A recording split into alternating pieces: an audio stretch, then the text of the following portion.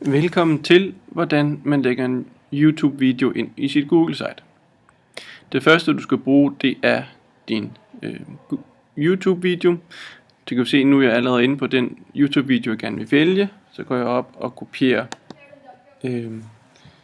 adressen heroppe i adressefeltet. Gør man tryk Command og C. Så derefter så kan man lukke den her ned, og så skal man logge ind på sin Google site, og det er jo det billede der med hele tiden, så det kan ikke være så svært. Jeg taster min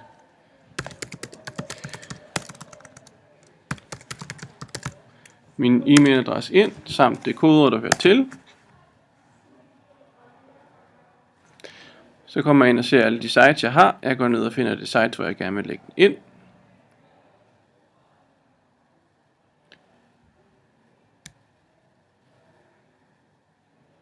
Så går jeg ind og finder det side, hvor jeg gerne vil lægge det. Nu er det en YouTube-video omkring, hvordan Google Site virker, så det er den her, jeg skal bruge.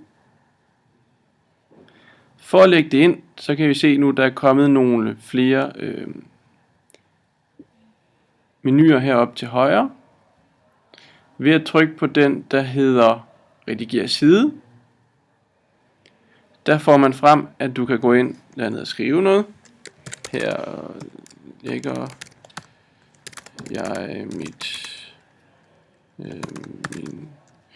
YouTube video. For at lægge den ind, skal man gå op i Indsæt, deroppe til venstre.